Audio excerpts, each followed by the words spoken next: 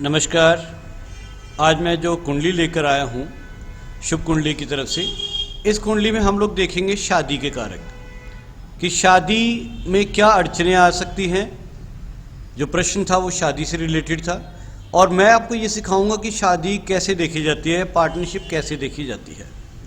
तो बिल्कुल शुरू से जिनको कुंडली या एस्ट्रोलॉजी की बिल्कुल नॉलेज नहीं, मैं उनके लिए शुरू कर रहा हूँ। तो देखिए, सबसे पहले जो कुंडली आती है हमें 3 चीज़ें चाहिए: date of birth, place of birth और टाइम ऑफ बर्थ। अब इसमें देखिए, सबसे पहले लगन, जो ये घर है जहाँ पे लगन लिखा हुआ है, लगन होता है, लग्नेश कहते हैं।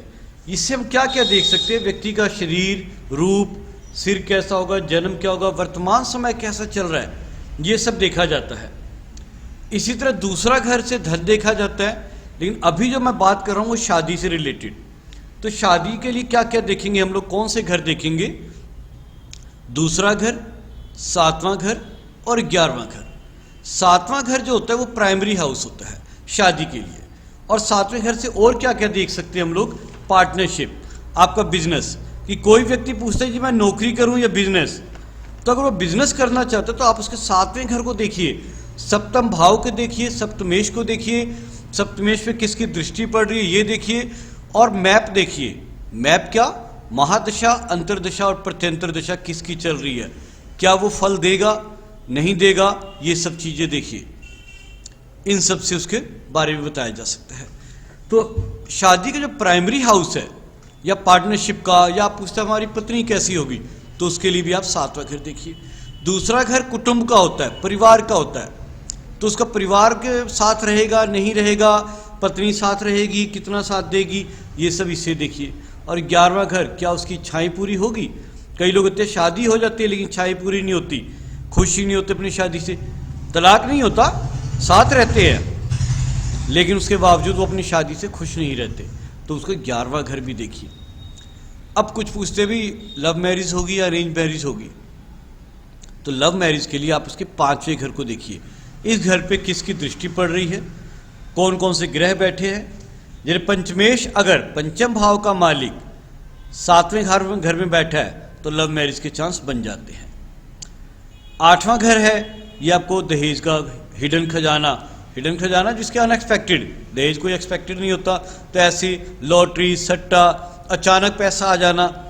शादी के बाद कईयों की किस्मत बदल जाती है, अचानक पैसा आने लग जाता है, तो ये घर भी देखा जाता है।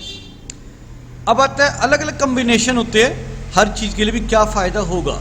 साथ ही जैसे मैंने बताया कि उसके मैप भी देखिए, और यही नहीं कि सिर्फ हम यही देखेंगे, हम इसके निरायन भाव चलित में कुंडली में 2, 7 और 11 देखेंगे। इसके लग्नेश देखेंगे, मुख्य कितना रहेगा, सप्तम भाव पे पड़ने वाले नक्षत्रों को भी देखेंगे। अब जैसे इसका देखिए, अभी इस कुंडली में इनके शुक्र की महादशा चल रही है और प्रेजेंट टाइम में आज की डेट में राहु की अंतर्दशा और गुरु की प्रत्यंतर दशा चल रही है।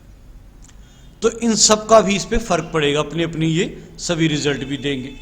तो ये सारी चीजें देखी जाती है।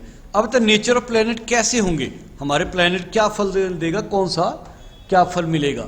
अब सूर्य है तो नेगेटिव का फेयर, अगर मान लो आपका सप्तमेश भाव है, सप्तम का मालिक शुक्र है या यदि इस कुंडली के अनुसार शुक्र है, तो अलग अलग ग्रह अलग अलग फल देंगे। सूर्य है तो उसका अफेयर जो होगा 5वें से रिलेशन देखेंगे, तो क्या होगा अपने बॉस के साथ, क्योंकि सूर्य क्या है, बॉस है। चंद्रमा है तो पर्सन विल भी होगा, आपके पास का होगा, आसपास का होगा, सुंदर होगा। चंद्रमा जो कहते हैं ना चांदनी, तो सुंदर सा होगा। मंगल होगा तो सोल्जर होगा, अच्छा, मतलब हट्टा कट्टा लड़ाया, मतलब कहते हैं ना पुलिस जैसा, सोल्जर टाइप का होगा। तो ये अलग अलग ग्रह अलग अलग आपको फल देंगे। लव मैरिज का खास कर क्या देखेंगे? अगर नेगेटिव का कोई कॉम्बिनेशन 5-8 या 5-12 या 5-8-12, ऐसा कोई मतलब 5वां घर आ रहा है, तो प्रेम विवाह के संबंध ज्यादा बनेंगे। अब आता है कहते भी शादी का बात कैसे चलेगी, तो आजकल ऑनलाइन सिस्टम है, तो राहु भी काफ़ी फर्क डालता है, शादी में तलाक भी करवा देता है और कई बार शादी भी मिलवा देता है। तो तीसरा घर भी हम देखेंगे जो कम्युनिकेशन का होगा, भी कैसा कम्युनिकेशन होगा, तो वो चीज़। अगर तीसरा घर है तो वो आसपास सर्कल में ही होगा। चौथा घर है तो कहीं ना कहीं माता पक्ष से या ननिहाल पक्ष से रिश्ता आने के चांस ज़्यादा बन जाएंगे। तो ये सारी चीज़ें मिलती है। अगर 8 और 11 का कम्बिनेशन बन रहा है, तो जैसे मैंने बताया 8वां घर क्या है, हिडन पैसा, अचानक जैसे दहेज या डॉरी सिस्टम है तो 11वीं के साथ है, लेकिन 8 का अगर 12 के साथ कॉम्बिनेशन बन गया तो आप अंदर भी हो जाएंगे दहेज लेने के चक्कर में, या कोई ना कोई डिस्प्यूट आ जाएगा। तो ये सारी चीज़ें भी देखी जाती है। अब शादी हो रही है तो साथ ही साथ डिवोर्स का भी केस बनता है, तो उसके लिए मैं अगली वीडियो में आपको बताऊंगा। तो ये सारी चीज़ें हैं। साथ ही अगर इनका केपी के थ्रू देखिए हम लोग, तो केपी में इनके कम्बिनेशन हमें सप्तम भाव को देखना है, सप्तम का कस्प का, सब लोड और स्टार लोड, ये सारी चीज़ें देखी जाएंगी। ये मैं अगली वीडियो में इनका केपी से निरीक्षण करके बताऊंगा। धन्यवाद। जिसको भी अपनी कुंडली दिखानी है वो यहाँ कमेंट बॉक्स में, आप कमेंट बॉक्स में जो भी अपनी details, date of birth, place of birth, time of birth भेजेंगे, अगली कुंडली आपकी होगी। और चैनल को सब्सक्राइब कीजिए और इसे लाइक और फॉलो कीजिए।